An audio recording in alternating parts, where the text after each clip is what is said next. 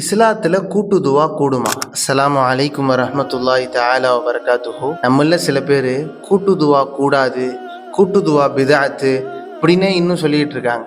அவங்களாம் இந்த வீடியோவை ஃபுல்லா பாருங்க.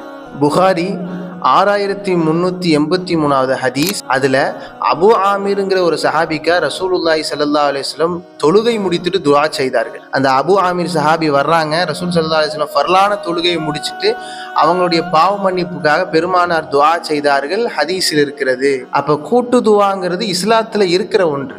அதே புகாரி ஷரீஃபினுடைய 933வது ஹதீஸ்ல ஒரு சஹாபி கிராமவாசி வருவார். பெருமானார் ஸல்லல்லாஹு அலைஹி வஸல்லம் ஜும்மாவுடைய குத்பால நிக்கிறாங்க. அந்த சஹாபி வந்து எங்களுக்கு வறுமையா இருக்கு, நீங்க துஆ செய்யுங்க நாயகமே அப்படின்னு துஆ செய்ய சொல்லும் போது மிம்பர் படியில இருந்து பெருமானார் ஸல்லல்லாஹு அலைஹி வஸல்லம் குத்பால துஆ ஓதுனாங்க.